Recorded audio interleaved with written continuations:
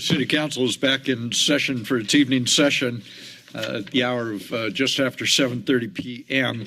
We are on item number 20 on our agenda. This is an item related to a potential 2024 affordable workforce housing bond.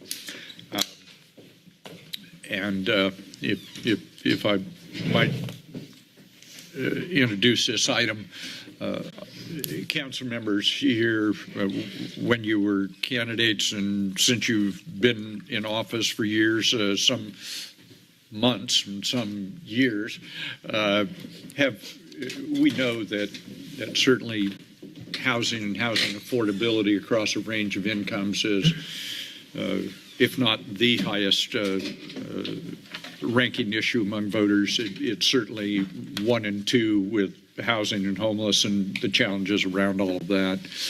And in listening to you folks since December the 13th and hearing your priorities in many of these conversations on many issues, it seemed that perhaps it might make sense for the council to see if there is a way that the public might consider advancing a bond measure to the ballot with the assistance of the city government facilitating a process which could lead to that.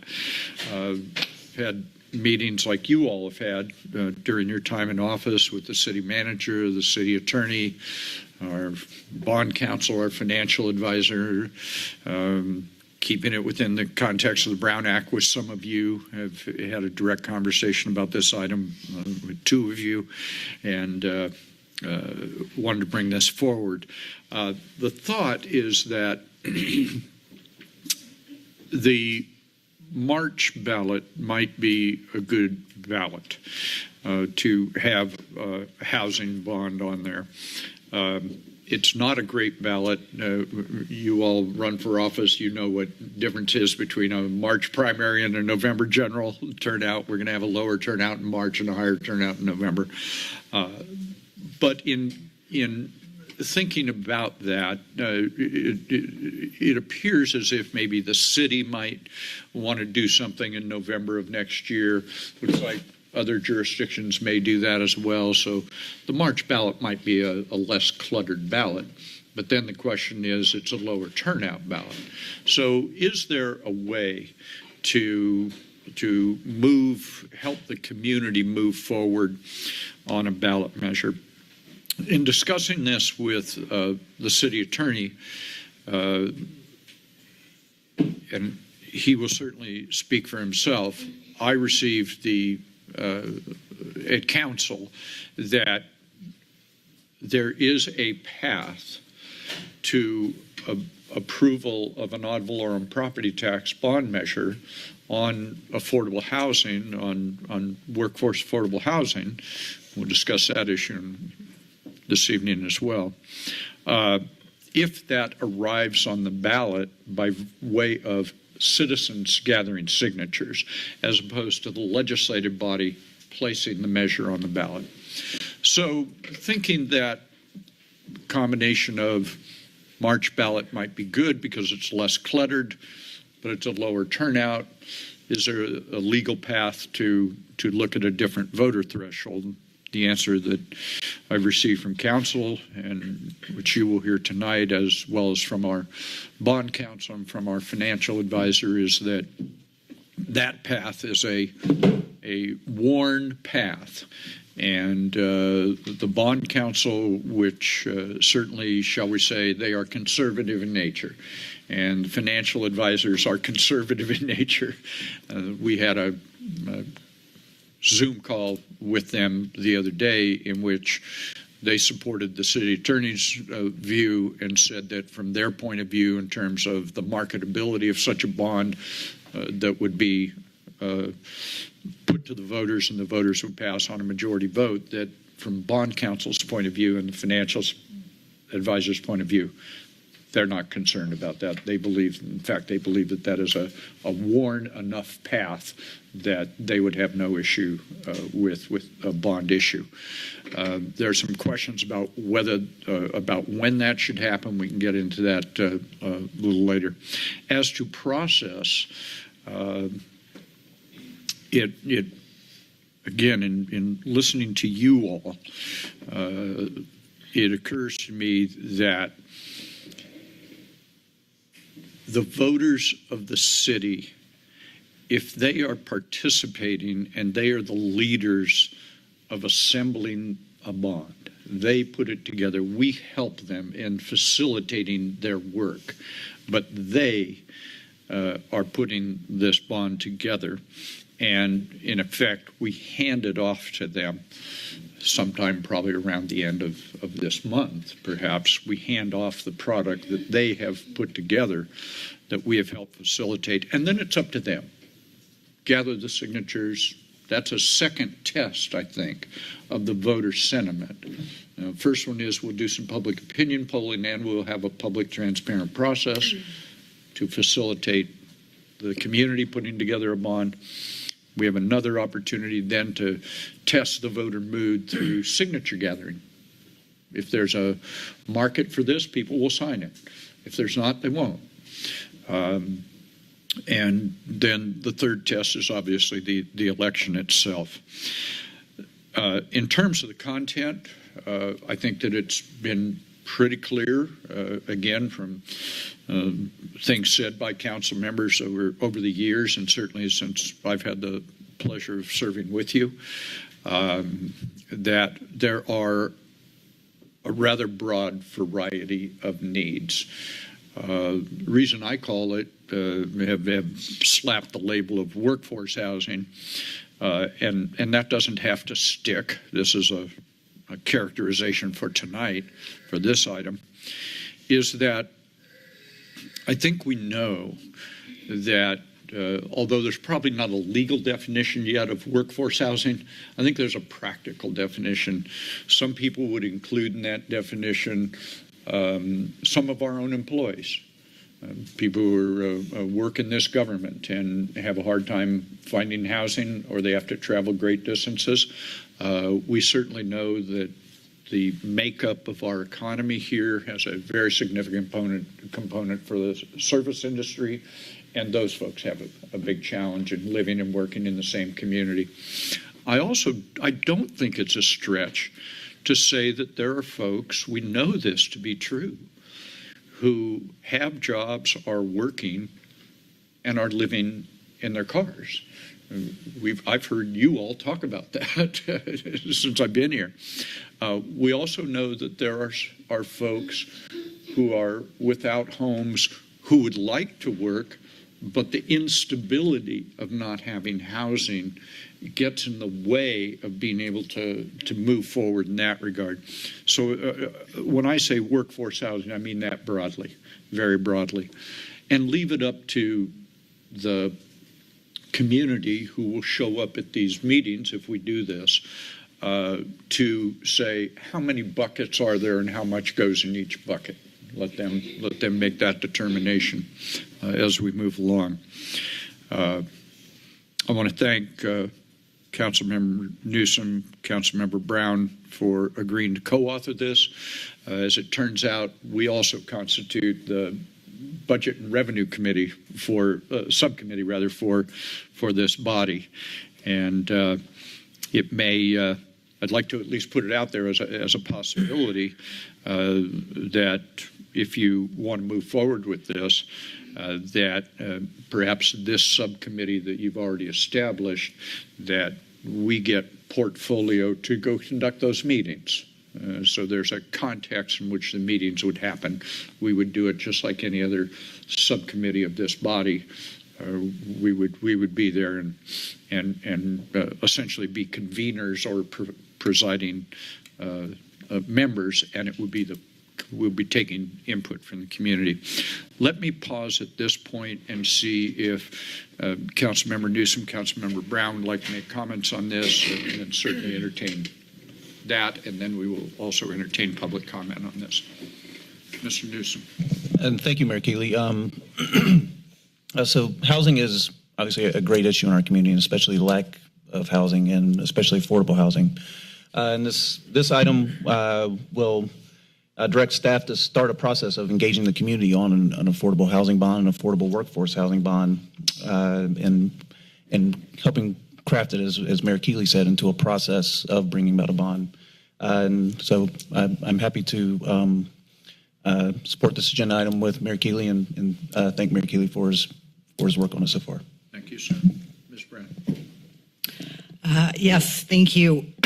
I'll just say I have been, during my 6.5 years on the city council, and prior to that for many decades, really immersed in efforts to get affordable housing built in our community, to ensure the preservation of affordable housing stock. And so the idea of a local funding source that can help close the gap on projects, that can help us achieve our goals in getting housing built, and getting housing built at a price point that is affordable to our workforce and low-income people in our community. So I'm just thrilled about the possibility of exploring this with the community. I think it makes sense to really get out there and have real community engagement in the process.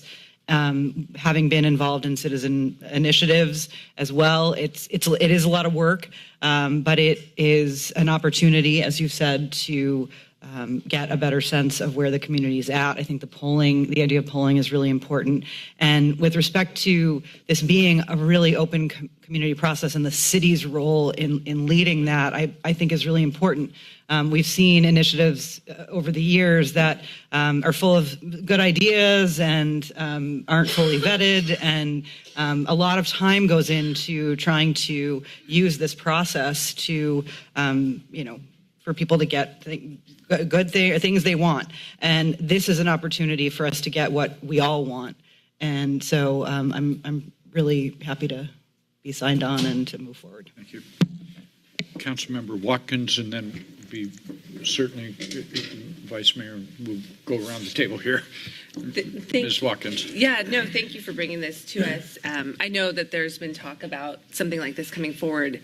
I guess my question is just more of a clarification question around what the motion is, which is to look at us placing an affordable house. Okay, yeah. So if I could get clarification, because what I heard was that we'll do the research, we'll direct staff to do the research, and we'll invest in some polling. However, what I think I heard from you, Mayor, is that then that information will inform a community initiative. But I don't, so I'm very comfortable with getting research. I think we should really absolutely 100% try to get a pulse on our community in terms of where they're at with what they're wanting our funding or their funding to go towards in terms of priorities.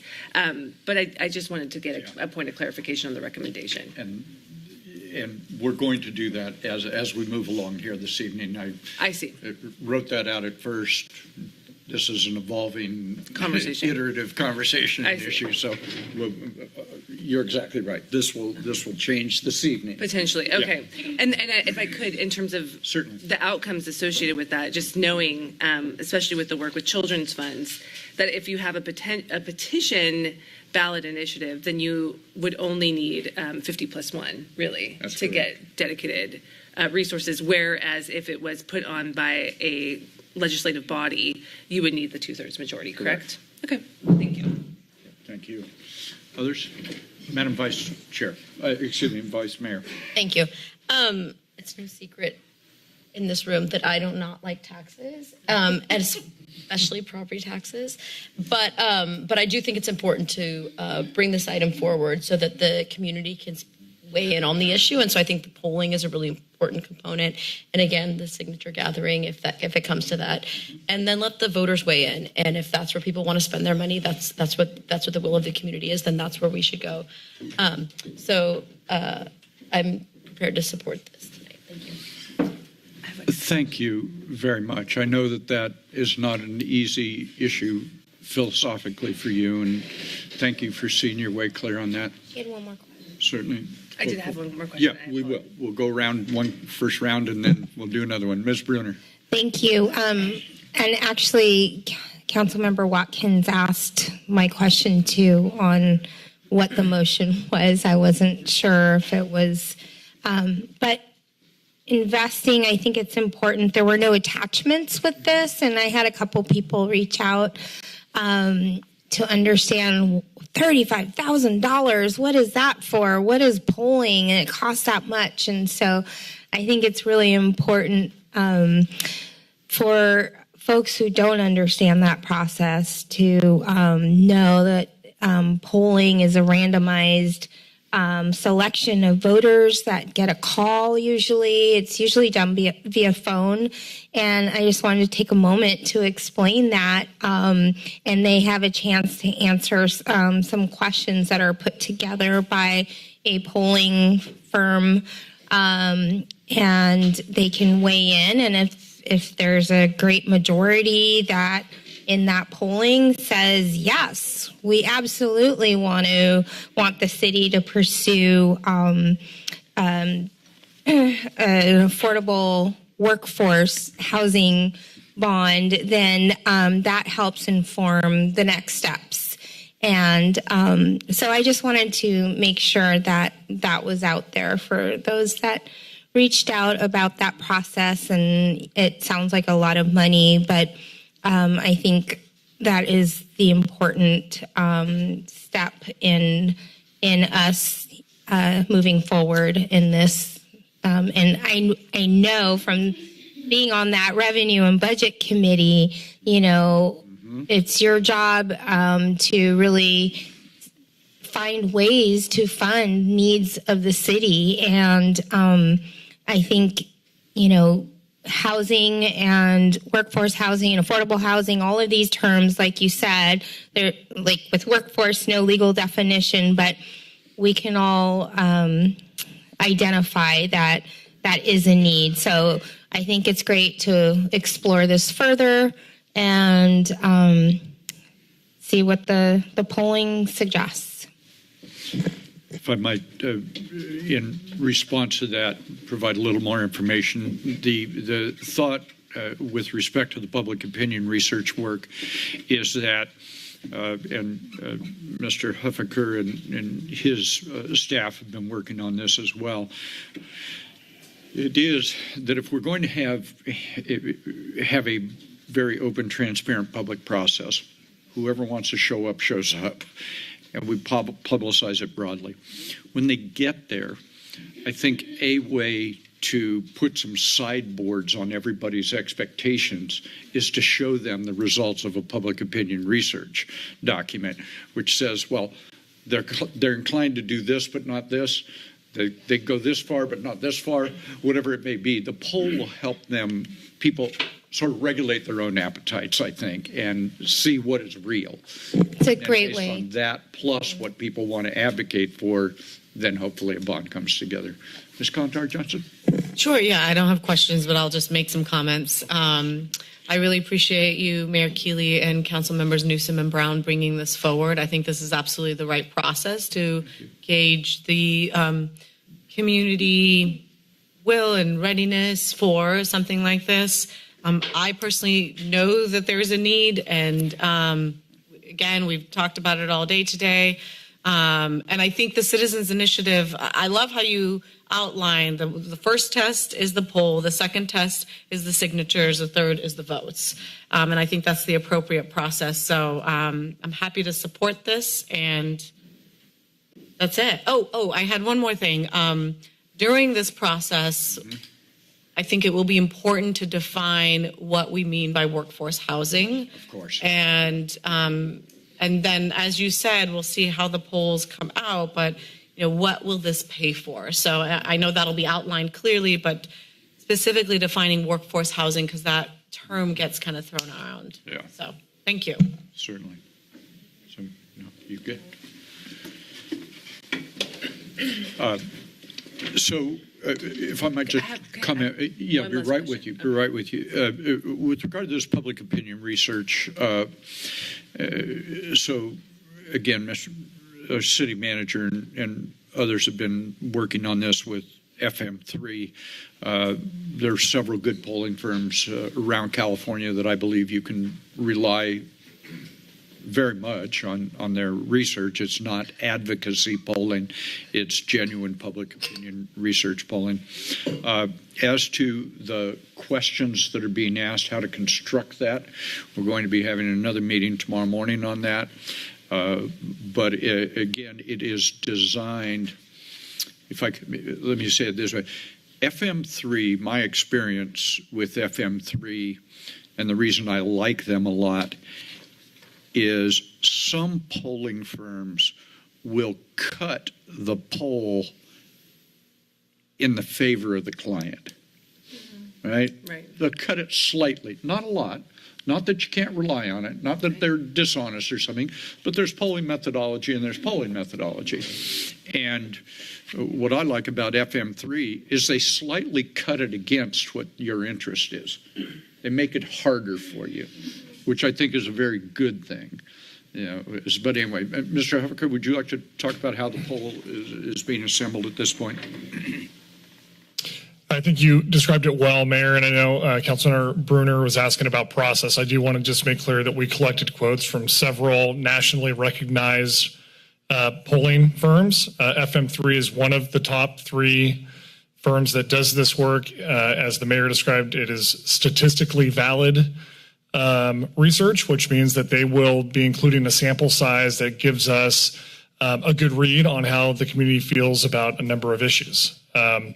We're approaching this work broadly as we will look at the range of options around our community's housing needs, and I think most importantly, we want to hear from the community in terms of what areas within the broader envelope of housing their support for wanting to pursue revenue options. So that's really the intent of the poll, and allowing the findings of the poll to inform where the council and where the community go from here on the issues. That's the first step. Eventually, depending on the findings of that and moving forward with the next step, there will be a handoff to a community coalition that would have the responsibility of then going out and doing the signature gathering and ultimately coming forward to the council for consideration of placing a measure on the ballot down the road this next year. So this is early days, and that's where we're at in the process. Ms. Watkins. I appreciate that. And I did have a question about the polling. And so I appreciate the fact that we're going to have a really reputable firm working on this, because I do feel like the framing of the question really matters. I guess my question is around the community handoff, essentially. Is that necessarily the path that we're committing to this evening? And okay, I'm seeing Tony shake his head no, because I think there's 2 ways, right? You can put it on. You could either do the gathering, the signature gathering, and or the legislative body could potentially put it on. And I read this originally as if we were going to be potentially considering it for putting it on. Not that I'm opposed to a signature gathering process. I think that's a really great process to help educate and get a pulse from the community as well. But I'm just kind of curious where that shifted between the agenda report coming out and tonight kind of moving in that direction. Because it's a lot of work to put a ballot measure on. I mean, I know in terms of a lot of the research I've done, it's a lot of work to get something on the ballot that way. So I'm sure the mayor and Councilmember Brown and Newsom will have some thoughts on this as well. Obviously, reaching the 50+1 threshold is attractive in terms of voter support and versus a 2/3 threshold. Totally. Having said that, the path towards placing an item on the ballot by voter initiative is a heavy lift. Mm-hmm. And so, I think, again, leaning on the findings of the poll to get a better sense of how strong the community support is for some of the elements we might consider will also influence what process makes the most sense. And if I could, I'd just say also, if it's community initiated, then the community also plays a role in crafting the language, essentially. So we relinquish that responsibility or that choice, essentially, to be able to craft what we think would work for our city as well. So I'm not prepared necessarily to say, without information and data, which direction to go at this moment, but I appreciate kind of the options, essentially.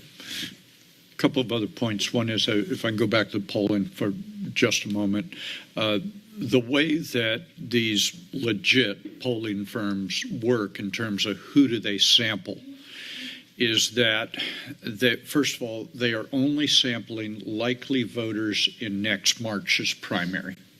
That's what they're doing. The next thing they do is they then model what they predict that turnout to be.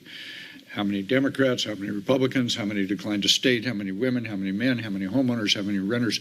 What is that likely voter pool going to look like? They poll that group, and they poll until they get that group. And that's how you can have some confidence in at least that snapshot at that moment of the electorate that might come to the polls in March. Secondly, at least it's my view of this, having been the author of a couple of statewide bond measures, that a poll is a snapshot. A poll and a couple of tracking polls is a movie. And what you really want to see is the movie. And so as we move along in this, the likely part of the handoff is to hand off the tracking polls to the public as well, to some entity that will be, for all intents and purposes, the campaign committee, if you will. One other comment on the signature gathering. The reason time is short here, and we would like to do 3 of these meetings a week from Thursday, the next Thursday, and the next Wednesday, in open public ways, is so that we can get this and hand it off to them. They're probably only going to have 85 to 90 days to gather the signatures when they typically have 180. Mm-hmm. That goes then directly to the question of this group of somebodies out there that's going to participate in this, that we say, here it is. They are going to have a very aggressive campaign, because I think that volunteer signature gathering is only going to get you partway there when you only have 85 days to gather them. I have a question about Certainly. that. So if the timeline in the process that you're outlining doesn't play out and they aren't able to gather those signatures, then are you assuming that that could potentially come back to this legislative body for placing on the ballot if the polling is favorable? I don't know what we would do. Okay. I really don't know. Yeah, what yeah, we would okay. do. Sure. But that's the accelerated timeline. That's why we're having my own political judgment would be, if they can't get it done, I don't want to place a ballot measure on for March that we can't attain the threshold vote to approve it.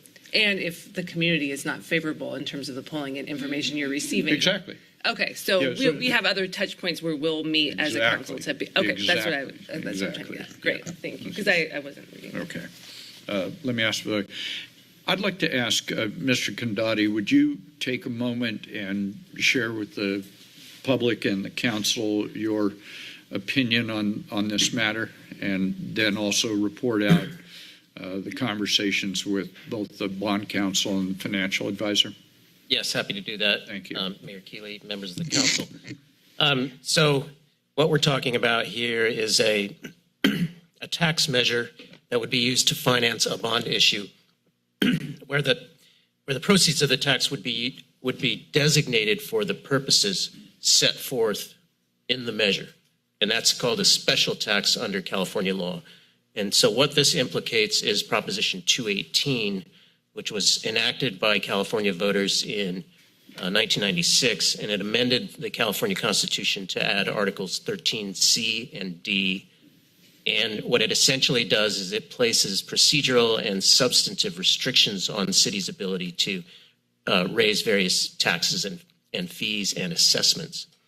And so in a very grossly oversimplified way, a special tax under Proposition 218 is required to obtain a 2/3 majority vote in order to pass.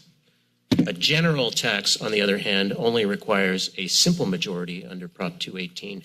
However, unless the tax is based upon a unanimous declaration by the City Council of a fiscal emergency, that the tax has to be placed, a general tax has to be placed on the ballot to coincide with the city council election.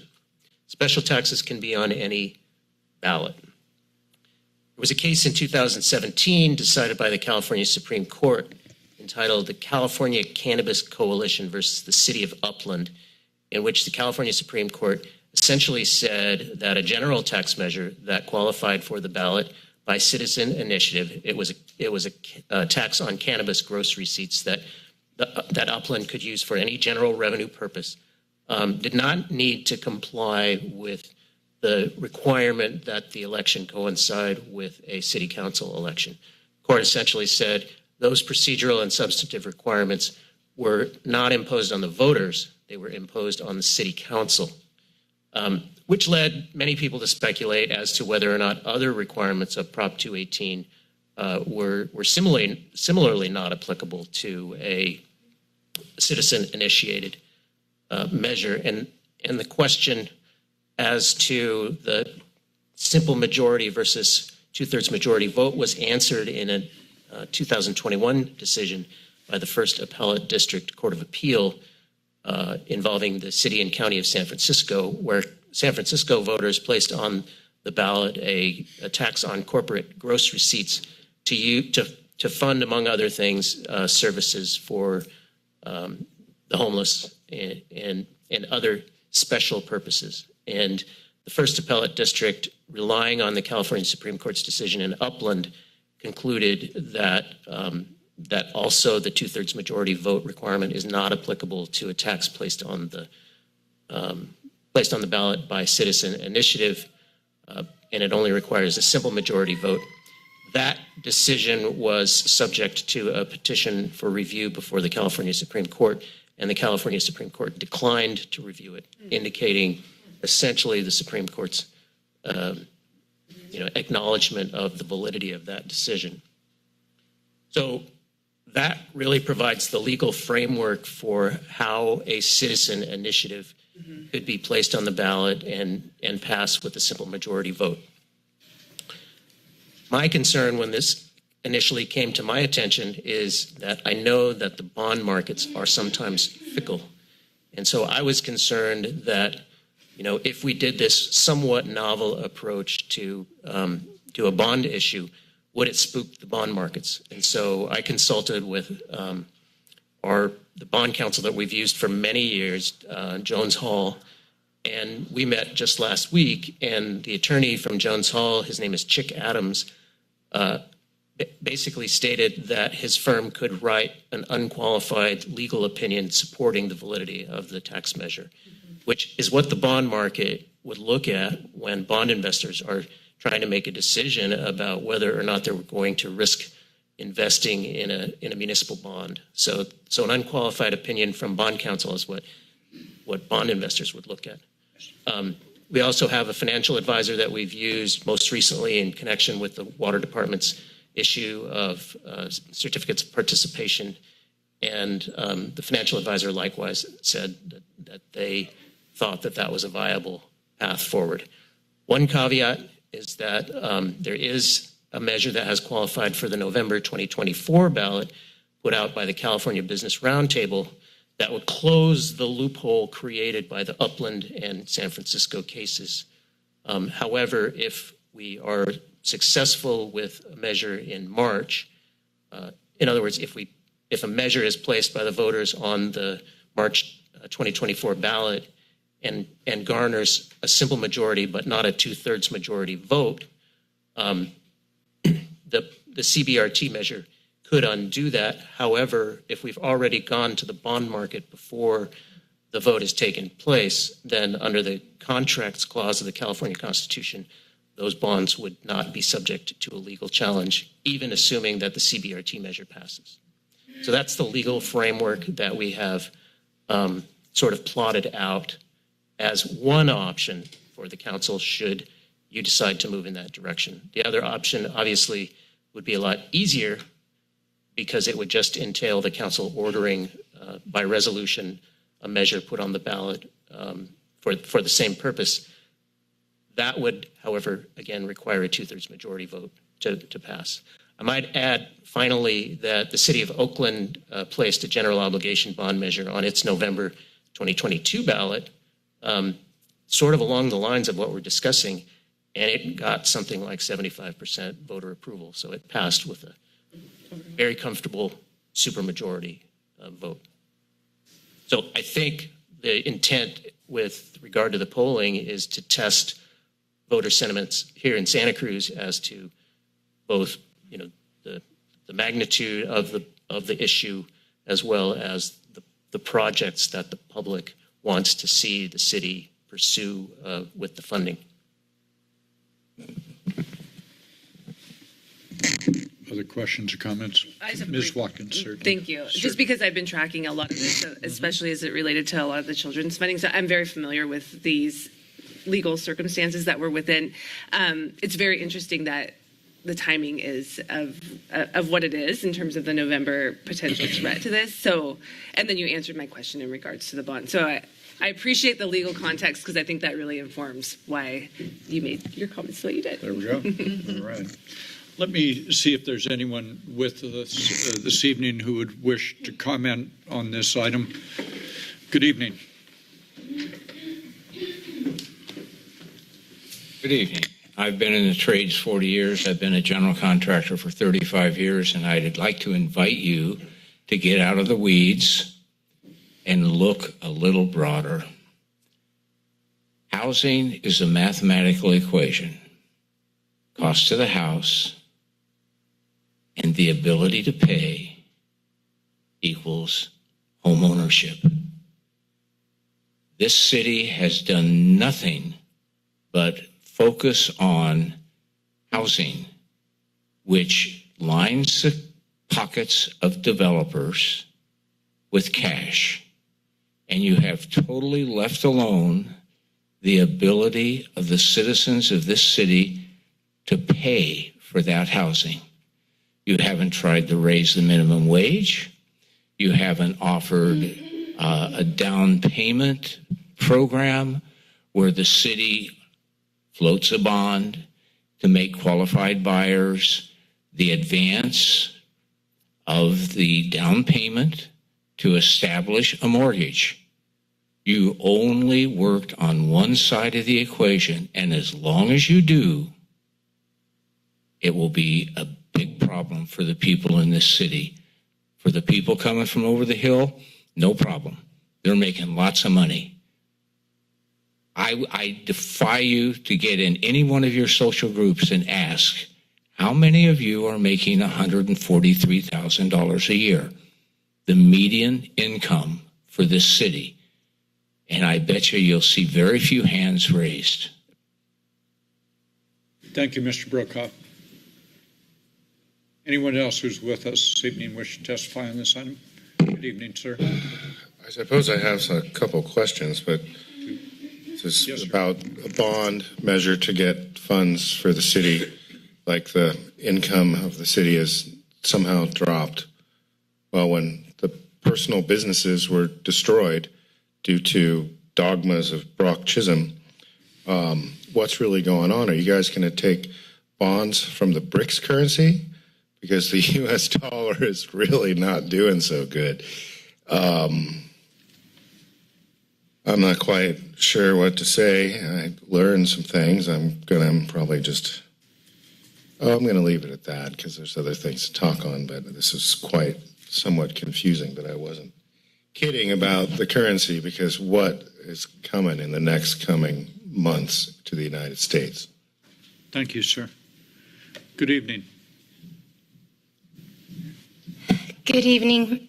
I got lost in your discussion. It seemed to bounce around all over the place. So I'm just going to address what I see, which is the affordable workforce housing bond. I've lived in Santa Cruz my whole life, was born and raised here. And when I was young, the way you bought a house is you saved up 20% down payment. You had a good, reasonable job. You put your down payment down and you made payments. And then somewhere in the late 90s, the predatory lending schemes came out where they just gave everybody money. And then suddenly everybody was getting into a bidding war because they had these all this fake access to funds, and we saw the prices of housing jump significantly. We've been through several cycles of booms and busts and booms and busts, as the gentleman before me indicated. People have lost their jobs through engineered shutdowns of small businesses, which I don't think is fair. My biggest question is, we've spent 6 hours here listening to a housing crisis, which I think fits the problem reaction solution, and I can see you all already have a solution in mind for everybody who's experiencing the reaction to the problem that was brought here in Santa Cruz. I'm not seeing any factual data and statistics on how many of the homeless people are actually native residents of Santa Cruz. People who grew up here, went to school, the kids, everyone in my genre, a lot of people my age range, grew up here, many were able to stay, and a lot of people got priced out and had to leave. And I've listened to the lamenting stories about kids who grew up here but can't afford to buy a home here. We had big tech move in during the COVID lockdowns, and they jacked the prices up even more. Rentals of a home here are around $6,000 a month. That's untenable for most people, but it's because all the Menlo Park and San Francisco kids came down here with their big tech money. Where is the data and the statistics and prioritizing native Santa Cruzans? Would things have been differently if, say, people who owned homes here didn't just sell out to the highest bidder, but prioritize their community members, people who grew up here? We might not have such an overly inflated false pricing in the real estate market. These are my concerns. Thank you. Anyone else who's with us? We have 2 folks online. Is that correct, Ms. Bush? Certainly. Let's take the first one. Good evening. Yes, hello.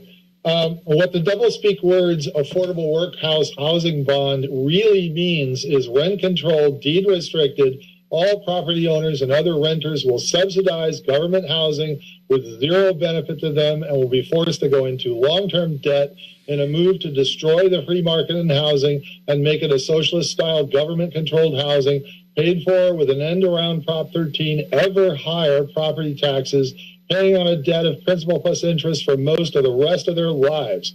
For everyone who pays, it is worse than your past socialist giveaway subsidies of public property building incentives, because at least then no one goes into debt over those. They just lose public property access.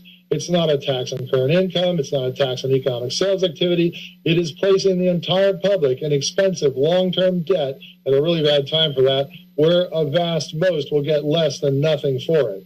As to the worker housing angle, occupants as easily may already be on welfare, which this is just more of.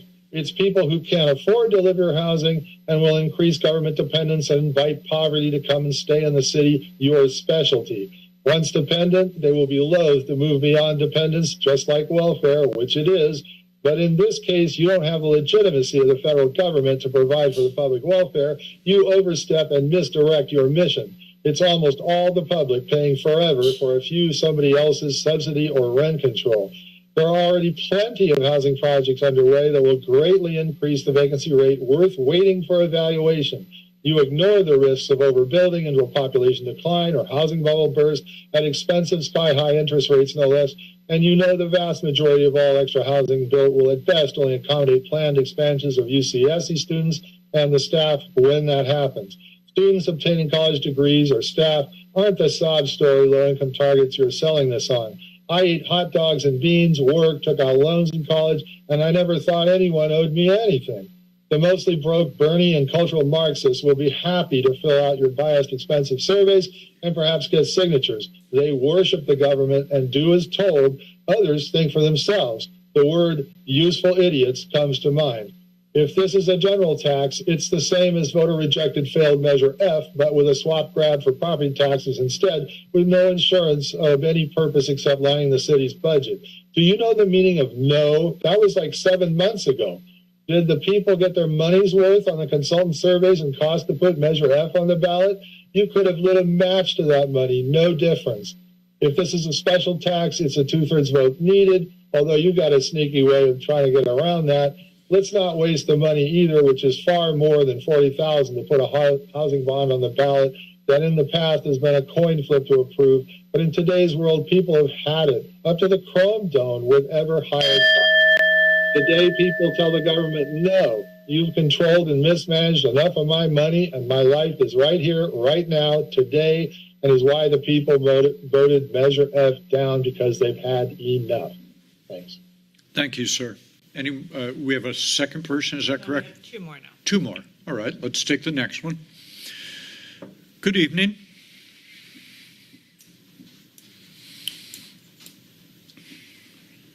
Good evening, Council and Mayor Keeley. First, I'd like you to clarify if this is the purpose of this is for workforce housing or permanent supportive housing, because it is buried in the staff report. Says permanent supportive housing. Those are two very different types of housing, and I think the support for each one would vary greatly. So you should need to clarify that. I am in favor of workforce housing. I do wonder, though, since the city has been bragging about being one of only 6% of California cities to meet its RENA goals for the current cycle, why we need to put a bond on when we're already in at least the top 6%. So that's another question to answer. And then I think you really need to look at the cause of the high price of housing, particularly rental housing, and it really is UCSC. And so although I support workforce housing, really any city initiative is going to be overwhelmed by UCSC. Currently with the LRDP, the plan is to increase enrollment by 8,000 students, 4,000 of which or more will be living off campus. I know we've got Student Housing West. That's going to be a net of 2,200 student beds. People toss around the 3,000 number, but that's the gross number. The net will be 2,200 and a few hundred more maybe for Kresge, but you can already see that's a deficit. And so, if we produce a few hundred houses, that's great. I support it, but it's not the real cause. I mean, either you guys should be pressing UCSC to put up some money to build housing, or you should be pressing the legislature to get UCSC to build more housing on campus, but housing that's affordable, because Student Housing West prices are not affordable. So even if they built more at the current prices, they wouldn't be able to fill it. At 2023-24 UCSC apartment rates, Student Housing West would go today for $3,959 for a one-bedroom apartment with cramming 3 students in there, up to a 5-bedroom apartment at $11,856. Finally, this end run around the 2/3 majority, Mr. Gandhi neglected to inform you that there is an active legal theory, and I think it might have even been tested, that if the city council does what you're talking about doing, which is in effect acting as private citizens to get around that 2/3 majority, that can be challenged in court. So you might want to do some more legal research to make sure that what you're planning on doing will really fly if anyone challenges it in court. That's all I have to say. Thank you. Thank you very much. We have one more, is that correct? Sir, would you like to testify on this? Come on forward, and then we'll take the last person online. Good evening. Yeah, I just had to jump up when it was said, they need to build more housing on campus, and I just don't think that's a remedy. You've got real severe housing insufficiency at UCSC. The campus has the highest, I guess, the percentage of students which are, have been or are homeless. But at the same time, it's there's the state wants to over enroll. I think we're pressured to take more and more students, and it's somewhat unfair to people like workforce, people seeking housing, people seeking affordable housing in the city when they're crowded to adjacent communities. I feel like I almost feel like saying, if you do get this money, linking last meeting's maps of the prospective areas where things could be built. I almost feel like suggesting, if you do get this passed, that you consider utilizing it in sort of a creative way by building housing a little bit further away from UCSC, so it's not, it's not seen as a possible place for those students to co-opt. Sorry to, I mean, if I'm stepping on any toes or making anybody uncomfortable by saying that, but unfortunately it is sort of a blind spot for many, many people that the university just can't continue getting arbitrarily larger in terms of its enrollment numbers. Thank you. Thank you very much, sir. Ms. Bush, anyone else? One more. Good evening. Hi, thank online. you. Good evening. Julian. Good evening. Thank you. So I just wanted to echo what the very first person speaking for public comment said. I think that's such an essential point, that what's needed is not just affordable housing, but a multifaceted approach that makes sure we can afford to pay rent and save and eventually purchase a home. And affordable housing is one component of that, but it can't be the only component. So I wouldn't view it as an either or, and I would commend the housing bond. And I would just say that definitely if you're doing that, also do the other things that will make that housing bond super successful. Look at ways to lift up those who really need deeply affordable housing. And then I have some questions about this that hopefully y'all can speak to. So one is, what exactly would need to happen on the community side? As Councilmember Watkins pointed out, it's a lot of work to get something on the ballot through voter initiative. And a cynical take, not my take, but a cynical take might view this as punting to the community. So I'm curious if the city has the means legally to help facilitate a citizen-led ballot moving forward.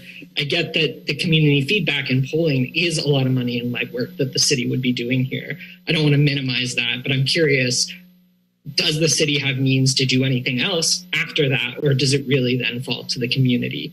And then as far as the process for community feedback and polling, I wanted to encourage that you pay special attention to the populations with the greatest need for affordable housing and those at the greatest risk of displacement, especially from the downtown plan. Part of polling is looking at what can pass, but if what passes doesn't reflect what is most needed by our most at-risk community members, then we're not actually making good policy. We're just making policy that will pass. And those are two different things. So if, as Mayor Keeley pointed out, the polling groups are looking at likely voters in next March's primary, then my concern would be, are we looking at political feasibility, or are we looking at community need when we think about how to design an affordable housing bond and what it might specifically fund? And who are those polling groups going to say is likely to show up, and how many of those likely voters are actually going to live in or need affordable housing? And I get it's a tricky balancing act to look at feasibility versus need, but I wanted to raise this as something that deserves a lot of attention and discussion, whether it's a citizen or a city council originated affordable housing ballot that ends up on our ballot in March. And then finally, I just wanted to vocalize support for deeply affordable housing and affordable housing that emphasizes multi-bedroom units that will be available to families. And I just wanted to ask, did I understand it correctly? The plan is to hold these feedback meetings in the next 3 weeks, or maybe I misunderstood that. Thank you all. Respond to the gentleman quickly. Yes, sir, you do understand that correctly. Starting a week from tomorrow and a week from day after tomorrow, a week from this Thursday, the next Thursday, and the next Wednesday, probably something like 5:30 to 8:30 or later. You will see in a moment. I've got a revised motion here that I think more accurately reflects the desire here of the body. But yes, sir, you do have that right. Let me suggest a motion and see if anyone would like to make this. A motion to direct the Budget and Revenue Subcommittee of the City Council and staff to initiate a process to engage the public in consideration of an affordable workforce housing bond measure via public signature gathering on the March 2024 ballot, including engagement of a research firm and scheduling community meetings and outreach.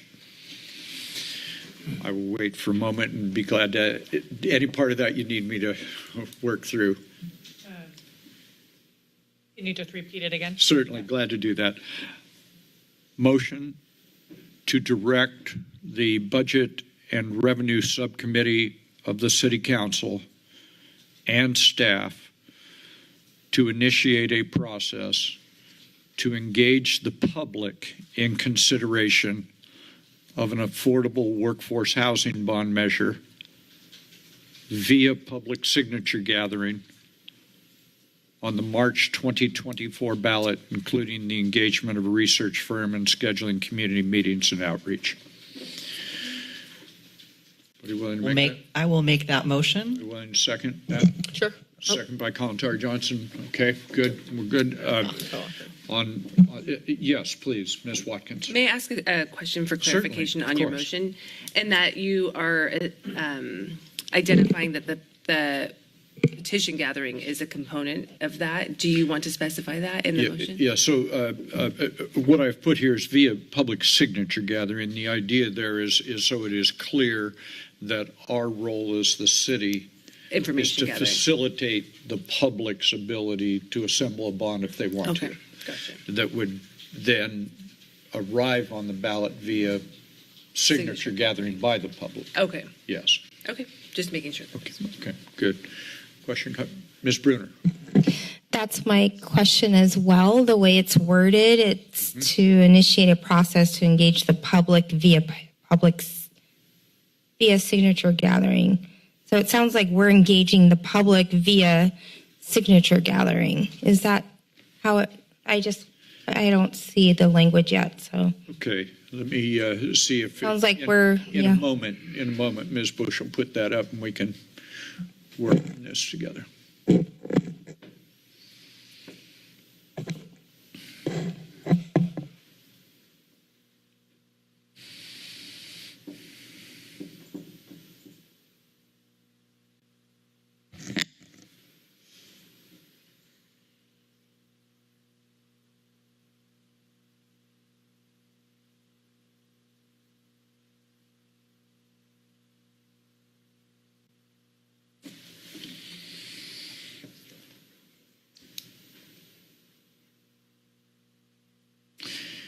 So I believe maybe what we could do there is after the word workforce measure, put a comma. I'm sorry, yes, put a comma. It's an extra public. And strike the word public.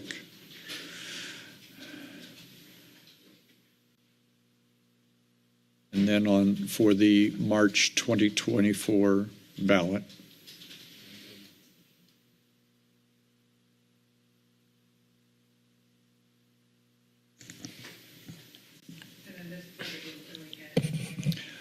The very end is, so you have that right, and then it is, and scheduling community meetings and outreach.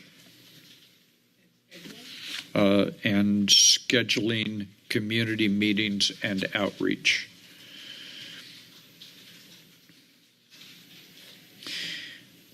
So thank you for the maker of the, yes, I can see over here. I realized the word public was in the wrong place, but I think it should be inserted after via. Okay, thank you. And Mayor, if I may just ask a question to make sure I'm understanding intent here clearly.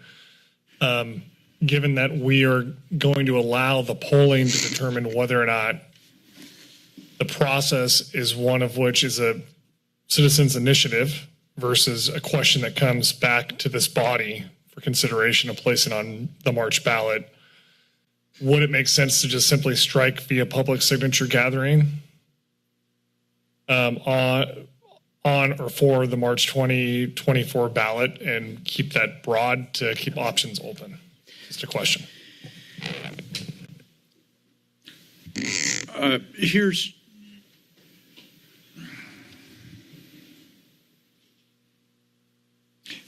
my concern about that is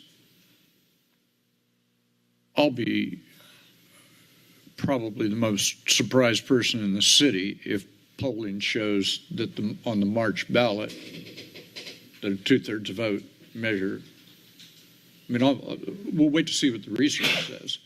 and we'll wait to see what the public says if they show up at these meetings. I think by saying at the outset that via signature gathering, we are committing ourselves, sort of belt and suspenders, to committing ourselves to this public process as opposed to the legislative body. I mean, frankly, one of the criticisms of the empty home tax or our downtown, our future, was that those measures got to the ballot via signature, but they were done privately. One of the criticisms was no chance to iterate that, no chance for public participation, etc. So I think people like the signature gathering way of getting something to the ballot.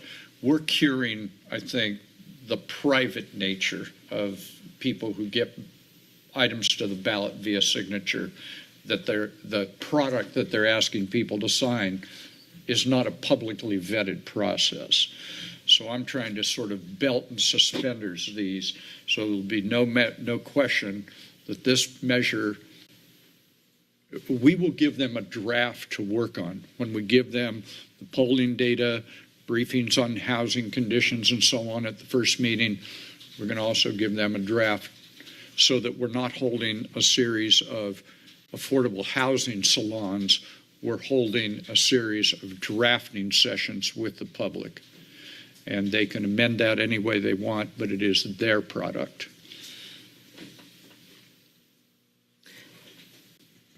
Questions, comments?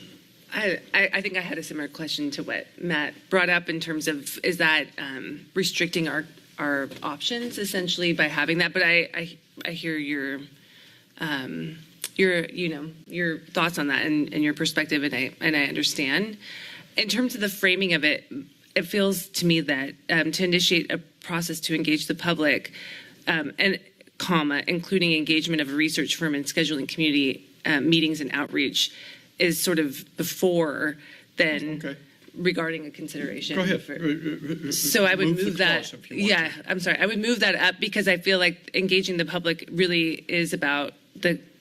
So it would be. Okay, where would you like it? So after ballot of March 2024 ballot. Yes. The comma including engagement would go after public. Engage the public, comma, including engagement of a research firm and scheduling of community meetings and outreach, and then comma, regarding a consideration for these purposes. Because it feels like that's there you go. Sequentially the process. Right. That's my mom coming through me as an English teacher and editor. Yeah, or you as an educator, yes. School principal, why did you figure that out? I know. Give us the program. After public, right? We good? Yes. Look at this. Are you good? Is this what? Yes. Ms. Watkins, is this what you were looking for? You could put a comma after public if you'd like. Sorry. Okay with the maker of the motion? Yes. Okay, good. Second, I believe I might have seconded. I don't know. Somebody seconded. Ms. Colantar-John, you okay with that? Mm-hmm. Okay, good. Further debate or discussion on the motion? Let me add one final note. Mr. Huffaker has assembled a team of city folks who will, in effect, staff those 3 public meetings held at the police community room. And thank you for that. And this will be an additional activity on people already having lots of activities and responsibilities. So thank you for doing that, and thank you for the folks who, if this motion passes, will assist us in that regard.